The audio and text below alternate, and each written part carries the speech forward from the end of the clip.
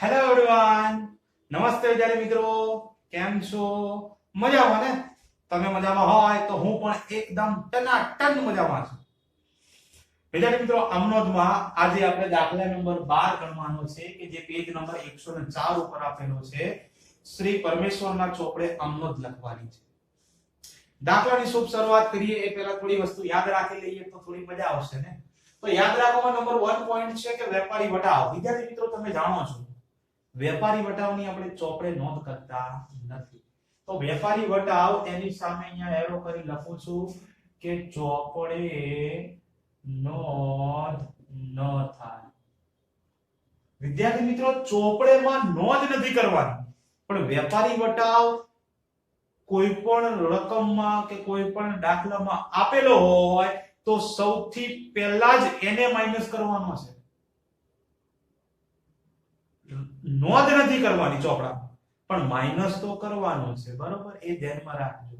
કોઈ પણ દાખલામાં કોઈ પણ ચેપ્ટરમાં વેપારી વટાવ હોય એટલે માઈનસ તરત કરી જ દેવાનું.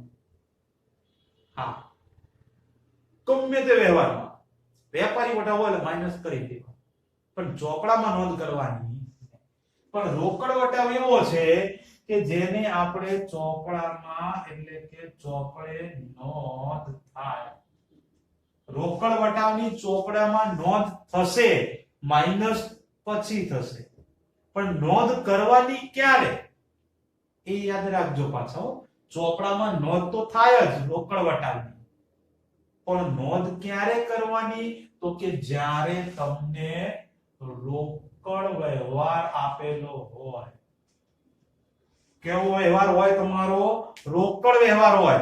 એ પછી ભલે અંશતઃ રોકડ હોય કે અડધો રોકડ હોય કે 90% રોકડ હોય કે 10% રૂપિયા આપ્યા હોય, પણ રોકડની લેવડ દેવડ થતી હોય, રોકડ વ્યવહાર એટલે તમે રોકડા આપ્યા હોય તો ચાલે અને ચેક આપ્યો હોય અથવા મળ્યો હોય તો પણ ચાલે.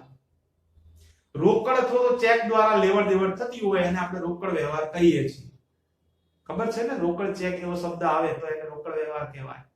હા, તો રોકડા મળ્યા હોય કે આપ્યા હોય, ચેક મળ્યો હોય કે આપ્યો હોય, ઇન શોર્ટ રોકડ વ્યવહાર હોય તો જ રોકડ વટાવની ચોપડામાં નોંધ થાય છે. તમને ખાલી એવી રીતે પ્રશ્ન પૂછાય કે કયો વટાવ ચોપડામાં નોંધાય તો રોકડ વટાવની નોંધ થાય, કયો વટાવ ચોપડામાં ન નોંધાય તો વેપારી વટાવ ન નોંધાય. પણ રોકડ વટાવની નોંધ ક્યારે થાય એવો પ્રશ્ન પૂછ્યો હોય તો રોકડ વટાવની નોંધ ત્યારે જ થાય જ્યારે તમને આપેલો વ્યવહાર એ રોકડ વ્યવહાર હોય તો જ. રોકડની લેવડ દેવડ થતી હોય તો જ રોકડ વટાવ બાકી આવે. ત્યાર પછી નંબર 3, ગાલખાત કે ધંધાનું નુકસાન છે આપણે જાણીએ છીએ, અને ખર્ચ નુકસાન ખાતે આપણે ઉધાર કરીએ એટલે કે આ ગાલખાત ખાતે પણ શું થશે? ઉધાર. ત્યાર પછી ગાલખાત પરત. ગાલખાતના રૂપિયા તમને પાછા મળ્યા હોય તો એ તમારી આવક છે, અને આવક લાભ કે નફો હોય તો એ આપણે જમા કરીએ છીએ. તો ગાલખાત પરત ખાતે જમા થશે. ધ્યાન રાખજો. ગાલખાત ઉધાર થાય કારણ કે નુકસાન છે, પણ ગાલખાત પરત એ ધંધાની આવક છે એના માટે એ જમા થશે. અને અગત્યનો પોઈન્ટ 5 નંબરનો, હિસાબની પતાવટ વખતે જતી કરવામાં આવતી છૂટક જે રકમ છે એ કયા ખાતે નોંધ થાય? હિસાબની પતાવટ જ્યારે તમારે હિસાબ પૂરો કરવાનો હોય એટલે કે હિસાબના રૂપિયા જો આપવાના હોય તો ચૂકવી દેવાના હોય તો ચૂકવી દીધા હોય ત્યારે, અથવા તો પછી જો લેવાના હોય તો તમને મળી ગયા હોય ત્યારે કે લેવાના હોય ત્યારે. ઇન શોર્ટ, જ્યારે હિસાબની ચૂકતે કરવો હોય, હિસાબની પતાવટ કરવી હોય ત્યારે અમુક જે વધારાના છૂટક રૂપિયા આવતા હોય, છૂટક રકમ એને જતી કરવામાં આવે છે. એ જે જતી કરવામાં આવતી રકમ છે ને એને કસર ખાતે લખવામાં આવે છે. શું લખવામાં આવે છે? કસર ખાતે નોંધ કરવામાં આવે છે. કસર. કેવી રીતે છૂટક રકમ? માની લો કે તમે 1000 રૂપિયાનું કે પછી 1000 રૂપિયાનું જ રાખી લો ને, તમે 1000 રૂપિયાને 1020 રૂપિયાનો માલ ખરીદ્યો છે. 1020 રૂપિયાનો માલ ખરીદ્યો હોય તો સ્વાભાવિક છે કે આપણે 1000 રૂપિયા જ ચૂકવવાના હોય. આપણે જે જગ્યાએ રેગ્યુલર કરિયાણું ખરીદતા હોઈએ અથવા તો કપડા ખરીદતા હોઈએ એનું ટોટલ કરીએ કરિયાણું ખરીદ્યો તો કરિયાણું ટોટલ કરીએ અને 1020 રૂપિયાનું ટોટલ થાય છે. તો જો આપણે રેગ્યુલર જે દુકાનેથી માલ ખરીદતા હોઈએ તો વેપારીને ખબર છે કે 1000 રૂપિયા જ આપવાનો છે, 20 રૂપિયા આપવાનો છે નહીં. તો એ 20 રૂપિયા શું કરે છે? જતા કરે છે અને વેપારી માંગતો પણ નથી. કારણ કે 1000 રૂપિયાનો માલ ખરીદ્યો ને 1020 રૂપિયાનો, તો હવે 20 રૂપિયા હતું રેગ્યુલર કસ્ટમરો એટલે એ જતા કરે છે. તો એવી રીતે જ્યારે અમુક વધારાની છૂટક રકમ જે જતી કરવામાં આવતી હોય ને, તો એ જતી કરવામાં આવતી રકમને કસર ખાતે લખવામાં આવે છે. પણ એ જતી ક્યારે કરવામાં આવે? તો કે જ્યારે તમારે હિસાબની પતાવટ કરો, હિસાબના રૂપિયા ચૂકવો અથવા તો મળતા હોય ત્યારે, તો એ કસર ખાતે લખાય. એ યાદ રાખજો. હિસાબની પતાવટ થતી હોવી જોઈએ. હિસાબની પતાવટ થતી ના હોય તો એ કસર ખાતે પણ લખાય. બસ, તો આ 5 પોઈન્ટ તમારે મગજમાં ફિટ કરી દેવાના છે, નોંધી દેવાના છે ચોપડામાં અને મગજમાં ફિટ કરી દેવાના છે. તો બસ તમે ત્યાં સુધી મગજમાં નોંધી દો, ચોપડામાં નોંધી દો અને મગજમાં ફિટ કરી દો. ત્યાં સુધી હું આને અહીંયાથી રિમૂવ કરી દઉં, જેથી આપણે દાખલો ગણી શકીએ ને વ્યવસ્થિત. હા, એના માટે કહું છું. બાકી તો હવે તો બહુ દાખલા બાકી નથી. જો કે અગત્યના દાખલા પાછા આવે છે, પણ વાંધો નહીં. અત્યારે દાખલા નંબર 12 પેજ નંબર 104 ઉપર આવી જાઓ. શ્રી પરમેશ્વરના ચોપડામાં આપણે નોંધ લખવાની છે. તારીખ આપી છે 2014 અને જૂન મહિનો છે, તો આપણે લખી દઈએ એ આ 2014 અને જૂન અને પહેલી તારીખ. રૂપિયા 50,000 રોકડા, 10,000 નો માલ સ્ટોક, 15,000 ના દેવાદારો લાવી ધંધો શરૂ કર્યો. 3 વસ્તુ આવે છે. નિયમ તમે જાણો છો. આવે તો કરીએ ઉદાહરણ. સૌથી પહેલા આયા 50,000 રોકડા, તો એ આ રોકડ ખાતે ઉધાર. કેટલા રૂપિયા આવ્યા? તો કે 50,000. પછી 10,000 નો માલ સ્ટોક આવે છે, તો આ માલ સ્ટોક ખાતે ઉધાર. કેટલા? તો કે 10,000 રૂપિયા. પછી 15,000 ના દેવાદારો લાવ્યા. દેવાદારો પણ તમારું લેણું છે એટલે ઉધાર જ થાય. દેવાદારો ખાતે ઉધાર. કેટલા? તો કે 15,000 રૂપિયા. જો તમારું દેવું હોય તો એને જમા કરવું પડે. એટલે કે લેણદારો હોય, દેવી ઊંડી હોય, તમે ક્યાંકથી લોન લીધી હોય, તો આ બધી વસ્તુ દેવું કહેવાય, તો એ જમા થાય. અહીંયા આગળ તો એવું કશું છે નહીં. તો 3 વસ્તુ ઉધાર અને ધંધામાં લાવી ધંધો શરૂ કર્યો છે. તો ધંધો શરૂ કરતી વખતે કોઈ પણ લાયા હોય તો માલિક બધી વસ્તુ લાવે તો એને આપણે મૂડી કહીએ ને. તો તે આ મૂડી ખાતે જમા. કેટલા રૂપિયા જમા? તો ટોટલ કરવું પડે ને. 50 ને 10 60 ને 15 75,000 રૂપિયા. બાબત જે તો આવડે જ છે કે રોકડ માલ સ્ટોક દેવાદાર લાવી ધંધો શરૂ કરીએ તેના. ચલો, ત્યાર પછી નંબર 2. શ્રીમતી શારદાબેન પાસેથી આપણે 20,000 રૂપિયાની લોન 10% વ્યાજે લીધી. શારદાબેન, શ્રીમતી શારદા પાસેથી લોન લઈએ કે શ્રી પત્ની પાસેથી લોન લઈએ કે શ્રી જસલીન પાસેથી લોન લઈએ, કોઈ પણ વ્યક્તિ પાસેથી લોન લીધી હોય તો તમારી પાસે રૂપિયા આવે તો કરીએ ઉધાર. તો અહીંયા આગળ તમે 20,000 ની લોન લીધી તો 20,000 રૂપિયા આવે તો આ રોકડ ખાતે ઉધાર. કેટલા આવ્યા? તો કે 20,000. અને આ 20,000 રૂપિયા કોણે આપ્યા? તો કે શારદાબેને આપ્યા. પણ લોન લીધી છે ને એટલે ટકાવારી સાથે એની લોન લખવાની. શારદા ખાતે જમા નથી કરવાનું. તો 10% ની લોન છે ને, તો તે 10% ની શ્રીમતી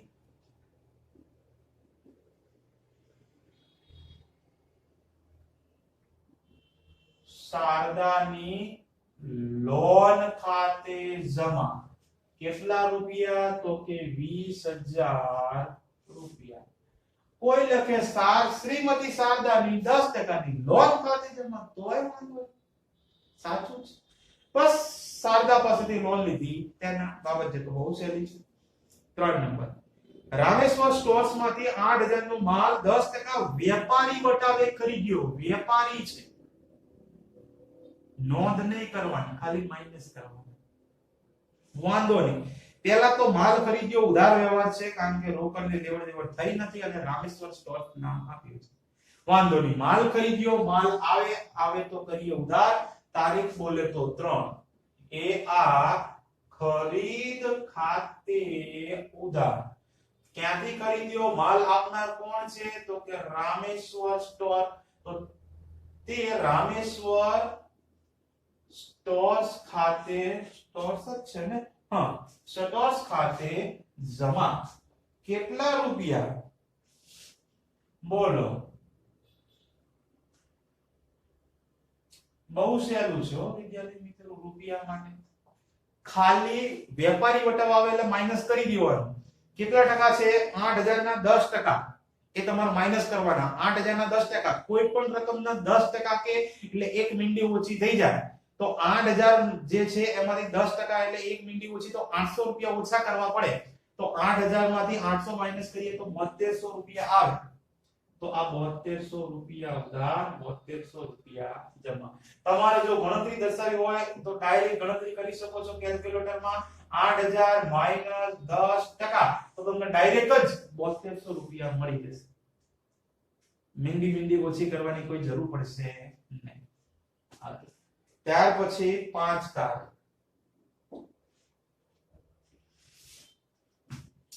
ગાયત્રી સ્ટોર્સ ને 5000 નો માલ 10% વેપારી વટાવે વેચ્યો. આમાં પણ વેપારી વટાવ છે પણ માલ વેચ્યો છે. વાંધો નહીં, ઉધાર વ્યવહાર છે. કોને માલ વેચ્યો? આપણે ગાયત્રી સ્ટોર્સ ને. તો ગાયત્રી સ્ટોર્સ લાભ લેનાર કહેવાય. તો લાભ લેનાર ખાતે ઉધાર કરીએ, ખબર જ છે આપણને. તો આ ગાયત્રી સ્ટોર્સ ખાતે ઉધાર, કારણ કે માલ લેનાર છે અને માલ વેચ્યો, વેચ્યોથી માલ જાય તો તે વેચાણ ખાતે જમા. કેટલા રૂપિયાનો માલ? તો કે 5000 નો માલ છે, 10% રૂપિયા વેપારી વટાવ માઈનસ કરીએ. તો 5000 ના 10% માઈનસ કરો. તમારી જાણ માટે અહીંયા બ્રેકેટમાં લખું છું 5000 માઈનસ 10%. તો 5000 ના 10% 500 રૂપિયા માઈનસ થાય તો 4500 રૂપિયા, અને 4500 રૂપિયા આવે. ઓકે, આવ્યા? ડન. ત્યાર પછી 7 નંબર અને અગત્યનો વ્યવહાર. રાધા કિશન સ્ટોર્સ માંથી 15000 નો માલ 10% વેપારી વટાવ અને 10% રોકડ વટાવે ખરીદ્યો. અડધી રકમનો ચેક આપ્યો. વાંધો નહીં, તમે રાધા કિશન સ્ટોર્સ માંથી માલ ખરીદ્યો છે એટલે પહેલા તો તમને ખબર પડી માલ ખરીદ્યો, માલ આવે તો કરીએ ઉધાર. તો આ તો આવડે છે કે આ ખરીદ ખાતે ઉધાર. ચલો રૂપિયા પણ લખી દઈએ. કેટલા રૂપિયાનો માલ છે? તો કે 15000 નો. કેવી રીતે ખરીદ્યો છે? તો કે 10% વેપારી વટાવ અને 10% રોકડ વટાવ, બે વટાવ છે. પણ તમને ખબર છે ખાલી વેપારી વટાવ આવે એટલે પહેલા માઈનસ કરી દેવાનું. એ ભૂલ કરવાની નહીં. માલ સ્ટોક ની અંદર રૂપિયા મૂકી દેવાના. ખરીદ્યો તો ખરીદીમાં, વેચ્યો હોય તો વેચાણમાં. તો 10% માઈનસ કરવાના છે. 15000 માંથી 10% માઈનસ કરો તો 1500 રૂપિયા માઈનસ થાય તો 13500 રૂપિયા ઉધાર થાય. ચલો, આ પહેલી ગણતરી ફિનિશ. સિમ્પલ છે. હવે આપણે આ 13500 રૂપિયા ચૂકવવાના છે. આ કેવી રીતે ચૂકવ્યા છે જુઓ. 10% રોકડ વટાવે ખરીદ્યો, ઓકે વાંધો નહીં. અડધી રકમનો ચેક આપ્યો. અડધી રકમનો આપણે શું કર્યો છે? ચેક જ આપ્યો છે. બાકીના હજુ અડધા આપ્યા છે નહીં. મતલબ કે આ જે છે એ અડધો રોકડ વ્યવહાર છે અને અડધો ઉધાર વ્યવહાર છે. કારણ કે અડધી જ રકમનો ચેક આપ્યો છે, પૂરેપૂરો ચેક આપ્યો નથી. જો પૂરેપૂરો ચેક આપ્યો હોય તો વાંધો નથી, તો પછી વ્યક્તિ વચ્ચે આવે નહીં. પણ અહીંયા આગળ અડધી જ રકમનો ચેક આપ્યો છે. અડધો વ્યવહાર ઉધાર છે અને અડધો વ્યવહાર રોકડ છે. ઉધાર વ્યવહાર હોય તો એમાં વ્યક્તિનું નામ હોય, જેમ કે અહીંયા છે રાધા કિશન સ્ટોર્સ. તો રાધા કિશન સ્ટોર્સ માંથી માલ ખરીદ્યો તો રાધા કિશન સ્ટોર્સ તમને માલ આપે છે. માલ આપે મતલબ કે લાભ આપે. તો નિયમ જાણીએ છીએ ને, લાભ આપનાર ખાતે જમા.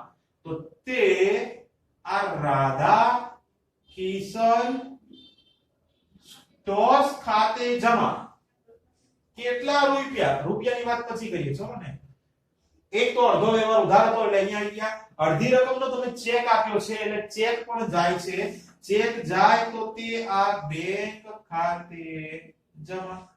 અને ત્રીજી વસ્તુ અહીંયા આગળ રોકડ વટાવ છે. રોકડ વટાવની ચોપડે નોંધ થાય પણ ક્યારે કરવાની? જો રોકડ વ્યવહાર હોય એટલે કે રોકડ અથવા તો ચેકની લેવડ દેવડ થઈ હોય તો જ. તો અહીંયા ચેક એટલે કે બેંક આવ્યો એના માટે તમારે તે વટાવ ખાતે પણ લખવું પડે. તો તે વટાવ ખાતે પણ આ જમા. આવી આમનો થાય આખે. બહુ સારો વ્યવહાર છે, ધ્યાન રાખજો. હવે ગણતરી કરી દઈએ. આ 13500 આના તમે અડધા રૂપિયા ચૂકવ્યા, અડધા ચૂકવ્યા નથી. જેટલા નથી ચૂકવ્યા એટલા વ્યક્તિ ખાતામાં આવે, રાધાકૃષ્ણ સ્ટોર ખાતે. તો 13500 ભાગ્યા 2 એટલે અડધા કેટલા થયા? 6750 થયા. તો આ 6750 તમારે રાધાકૃષ્ણ સ્ટોર ખાતે લખી દેવાના, જે આપણે લખી. બાકીના પણ કેટલા હોય? તો 6750 જ હોવાના, અડધા અડધા છે ને.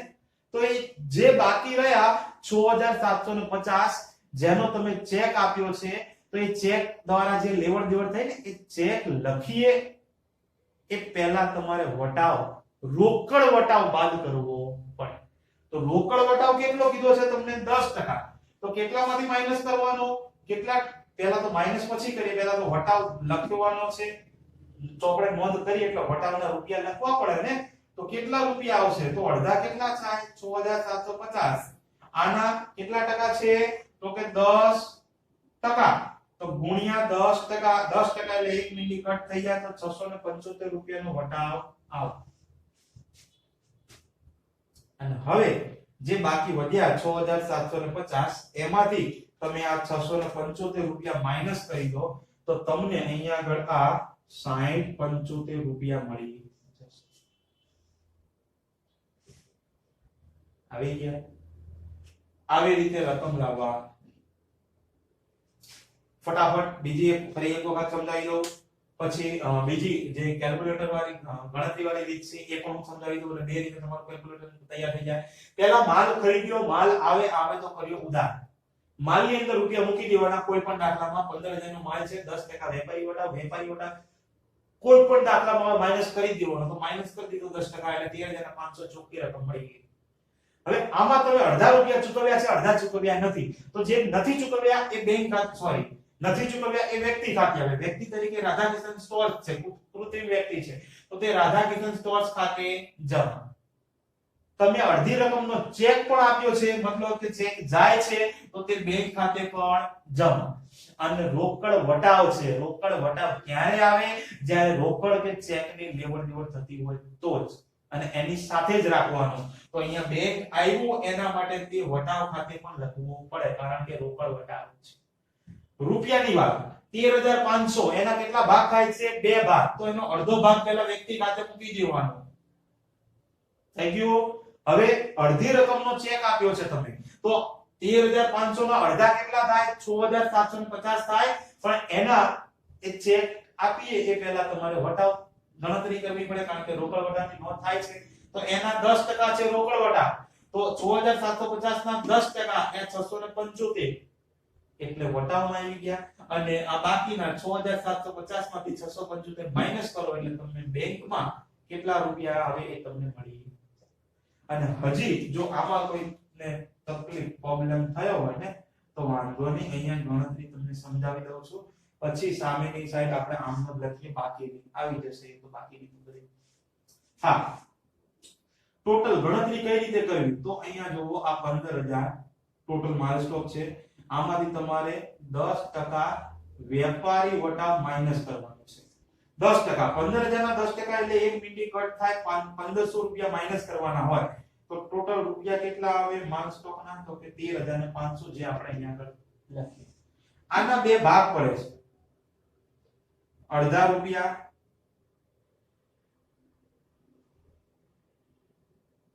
આ રાધાકૃષ્ણ સ્ટોર્સ ખાતે, અને અહીંયા આગળ તમારી પાસે આ રોકડ વ્યવહાર છે ને. આ કયો વ્યવહાર કહેવાય?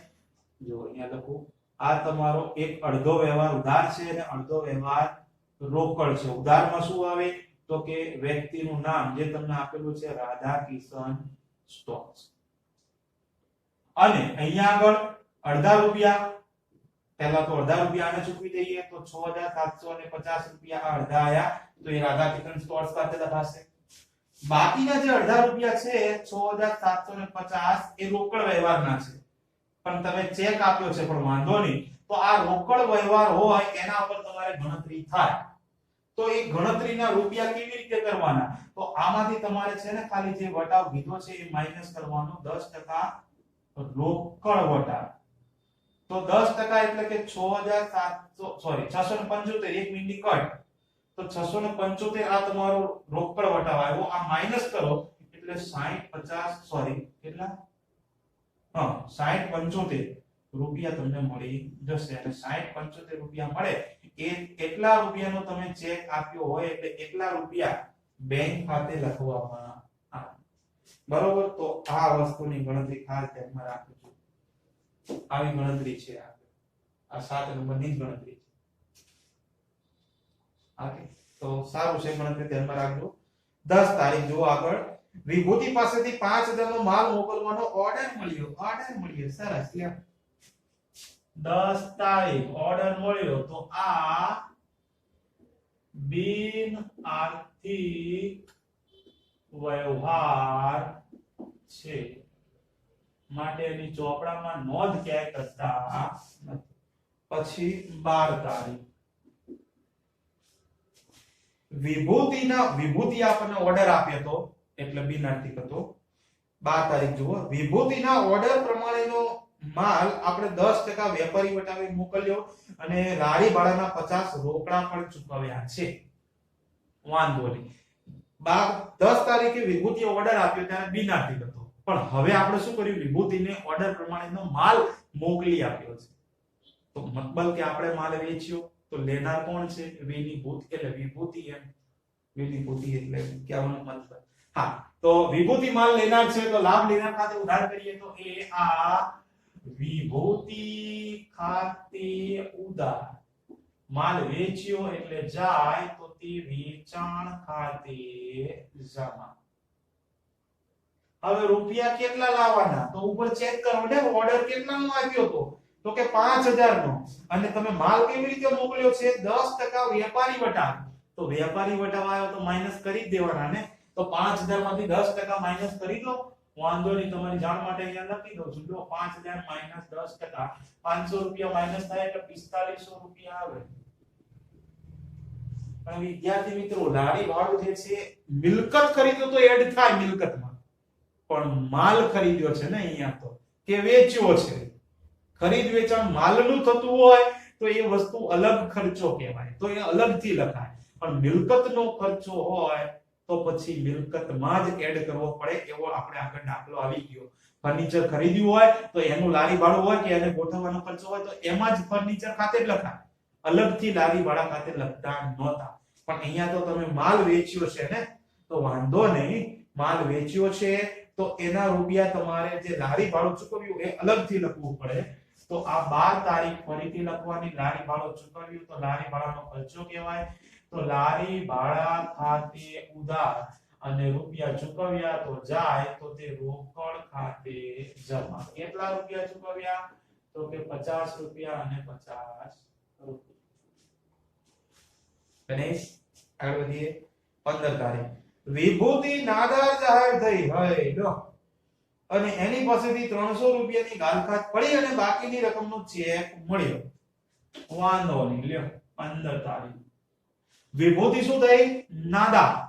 નાદાર બોલે તો દેવ વધી ગયો, એનું જેટલી મિલકતો છે એના કરતા દેવ વધી ગયું બોલે તો નાદાર તેને કહીએ. તો નાદાર થઈ છે તો એની પાસેથી જેટલા રૂપિયા લેવાના હતા એમાંથી તમને 300 રૂપિયાની ગાલખાત પડી, 300 રૂપિયાનું ભૂચ વાગી ગયું, એ રૂપિયા મળશે નહીં, એટલે તો નુકસાન. તો નુકસાન તો ઉધાર કરીશું. અને બાકીની રકમનો ચેક મળ્યો, વાંધો નહીં. તો પહેલા તો ચેક કરવું પડશે કે વિભૂતિ પાસેથી લેવાના કેટલા હતા. જો આવી ગયા, વિભૂતિ ખાતે ઉધાર કેટલા લેવાના હતા, 4500 રૂપિયા લેવાના હતા. તો 4500 રૂપિયા લેવાના હતા, એમાંથી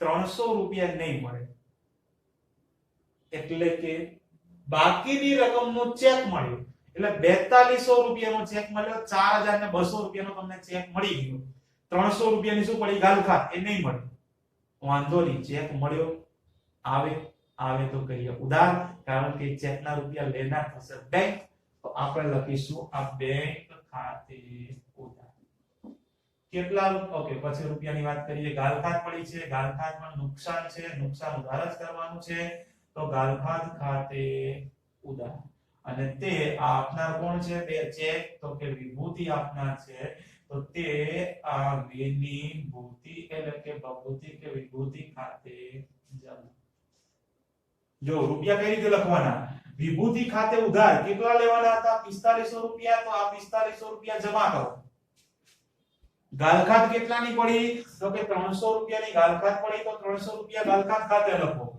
તો 4500 માંથી 300 માઈનસ કરી દો તો ચેક કેટલાનો મળ્યો હોય 4200 રૂપિયાનો ચેક મળ્યો હોય લખી દેવાનું સરસ 16 તારીખમાં જોઈએ આપણે તો અનુપમના 1050 ના બાકી લેણા પેટે 1000 રૂપિયાનો ચેક આપી હિસાબ ચૂકતે કર્યો સરસ અનુપમને આપણે રૂપિયા આપવાના હતા 1050 પણ આપણે શું કર્યું 1000 રૂપિયાનો ચેક આપ્યો અને કહી દીધો આપણો હિસાબ ચૂકતે જો જે 50 રૂપિયા છે ને એ આપણે જતા કરીએ એ આપ્યા નથી વાંધો નહીં એમાં શું છે એની વસ્તુ તો આપણે અનુપમને ચેક આપ્યો છે તો અનુપમનું જે લેણું છે લેણું આપણે ઉધાર કરીએ અનુપમનું લેણું છે વાંધો નહીં અનુપમ લેનાર તો છે લાભ લેનાર ખાતે ઉધાર તો અહીંયા લખીશું 16 તારીખ આ અનુપમ ખાતે ઉધાર અનુપમને કેટલા આપવાના છે 1050 જેટલા આપવાના છે એટલા મૂકી દો હવે તમે શું કર્યું અનુપમને 1000 રૂપિયાનો શું કર્યો ચેક આપ્યો એટલે ચેક જાય તો કરીએ જમા તો તે આ બેંક ખાતે જમા કેટલા રૂપિયાનો ચેક આપ્યો છે 1000 રૂપિયાનો અને વધારાના 50 રૂપિયા એને જતા કર્યા છૂટક રકમ જતી કરી અને હિસાબ શું કર્યો ચૂકતે તો એ 50 રૂપિયા કસર ખાતે લખવામાં આવે તો તે આ કસર ખાતે જમા કેટલા તો કે 50 રૂપિયા ત્યાર પછી 20 તારીખ ઈમાનદાર પાસેથી માંડી વળેલ ગાલખાતના 1500 રૂપિયા રોકડા પરત મળ્યા વાહ ખરેખર ઈમાનદાર કહેવાય સાચી વાત ઈમાનદાર એક વ્યક્તિનું નામ છે એની પાસેથી તમે જે ગાલખાતના માંડી વાળ્યા હતા 1500 રૂપિયા ભૂલી ગયા હતા કે આ રૂપિયા મળશે નહીં એવું માંડી જ વાળ્યું હતું હવે પણ ઈમાનદારી દાખવી અને તમને 1500 રૂપિયા રોકડા પરત કર્યા છે એની પાસેથી પરત મળ્યા આપણી પાસે રૂપિયા આવે તો કરીએ ઉધાર તો રૂપિયા આવે છે તો આ રોકડ ખાતે ઉધાર કેટલા રૂપિયા આવે છે તો કે 1500 અને તે રૂપિયા મળ્યા એટલે તમારી આવક છે હો ધ્યાન રાખજો આવક છે તો આવક ખાતે તો જમા થાય ને આવક લાભ શું કરીએ જમા તમને શેના રૂપિયા મળ્યા છે તો કે ગાલખાત પરતના રૂપિયા મળ્યા છે તો તે ગાલખાત પરત ખાતે જમા કેટલા તો કે 1500 રૂપિયા ડન 20 તારીખ આવી ગઈ એટલે છેલ્લો વ્યવહાર હતો પતી ગયો વ્યવહાર પતે એટલે લખી દેવાનો માટે કુલ સરવાળો ઉપર એક લાઈન નીચે આવે ડબલ લાઈન તો કરો ને સ્ટેપ બાય સ્ટેપ બધાનો સરવાળો ત્યાં સુધી હું લખી દઉં લ્યો ને